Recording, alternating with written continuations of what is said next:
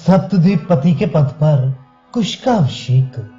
श्री रामदास जी कहते हैं, इतनी कथा सुनकर रामचंद्र जी ने वाल्मीकि से कहा कि आप भी हस्तिनापुर अवश्य आइएगा। महर्षि वाल्मीकि ने भक्त वत्सल राम से कहा, बहुत अच्छा। इसके बाद राम लक्ष्मण से कहने लगे कि सब राज्यों के सिंहासन पर बैठे हुए कुमारों के पास पत्र लिख दो कि वे अपने अपने मंत्रियों के ऊपर राज्य का भार छोड़कर अपनी सेना के साथ यहाँ आ जाएं। इसी प्रकार के पत्र जम्बूद्वीप वाले तथा द्वीपांतर निवासी राजाओं के पास लिख दो और दूतों को कहो कि उन्हें शीघ्र यहाँ आने को कहें। तथा इस्तो कहकर लक्ष्मण जी ने भी वैसा ही किया जैसा कि रामचंद्र जी ने सभा में वाल्मीकि तथा गुरु वशिष्ठ के सम्मुख कहा था। इसके बाद श्री रामचंद्र जी ने फिर लक्ष्मण से कहा कि हमारे तंबू कनात आदि सामान बाहर ले चलो। कल बड़ा अच्छा मुहूर्त था। सेना को भी शीघ्र तैयार हो जाने की आज्ञा दे दो।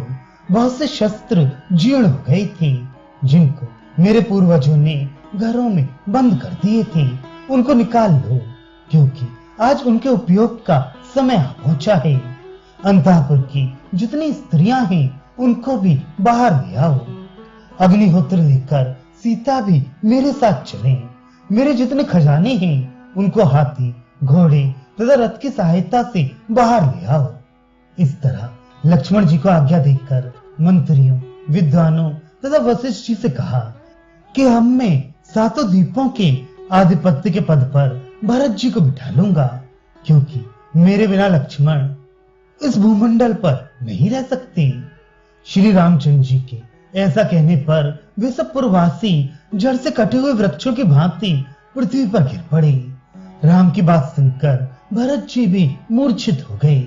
होश आने पर उन्होंने राज्य की भरपूर निंदा की और दुखित होकर उन्होंने रामचंद्र जी से कहा, मैं आपके चरणों की शपथ खाकर कहता हूँ कि आपके बिना मैं पृथ्वी अथवा स्वर्गलोक का भी राज्य नहीं चाहता। हे राजन, हे राघव, आप वीर कुश को इस सप्तद्वीप पति के आसन पर बिठा दीजिए। उत्तर कुरु नाम के देश में जम्बूद्वीप पति के पद पर तो आपने लव का बहुत दिनों पहले ही अभिषेक कर दिया है, वो अपने पद पर चला जाए। इस प्रकार भरत की बात सुनकर वहां जितने प्रजाजन थे वे सब राम के वियोग रूपी दुख से विवल और भयभीत हो गए। उनकी दशा देखकर दयालु वशिष्ठ जी ने राम से आदर पूर्वक कहा, हे राम, देखिए ये सब कितने दुखी हैं। अब जिस तरह इनको संतोष हो सके वही काम करिए। वशिष्ठ जी की बात सुनकर राम ने उन लोगों को उठाया, उनका सत्कार किया और पूछा कि मैं क्या करूं जिससे आप लोग प्रसन्न हो सकेंगे। ये सुना तो सब लोग हाथ जोड़कर भक्ति पूर्वक रामचंद्र जी से कहने लगे, हे राम, आप अभी अभी वैकुंठ लोक को जाना चाहते हैं तो हमें भी अपने साथ लेते चलिए। हम सब भी आपके साथ साथ चलेंगे। इससे बढ़कर हमको और कोई लाभ नहीं होगा। हम लोगों के लिए ये अक्षय धर्म कार्य है। हे राम, आपके साथ चलने के लिए हमने दृढ़ निश्चय कर लिया है। आज हम सब अपने परिवार के साथ आपके संग वैकुंठ लोक को, तपोवन को, स्वर्ग को अथवा अयोध्या को जाएंगे। रामचंद्र जी ने जब भक्तों और पुरजनों की इतनी दृढ़ता देखी तो साथ ले चलने की स्वीकृति दे दी। इस तरह निश्चय करके राम ने उसी दिन कुश का अभिषेक करने के लिए लक्ष्मण से कहा और राम के आज्ञा अनुसार गुरु, विप्र एवं पूर्ववासियों के साथ लक्ष्मण ने उसी दिन कुश का राज्याभिषेक कर दिया। कुश का अभिषेक करते समय अयोध्या के घर घर में महान उत्सव मनाया गया। विशेषकर राम के अंतःपुर की नारियों ने उत्सव मनाया, जबकि छत्र और चमर आदि से सुसज्जित होकर कुश सिंहासन पर बैठे। उस समय सब प्रजाजनों ने उनको साष्टांग प्रणाम किया।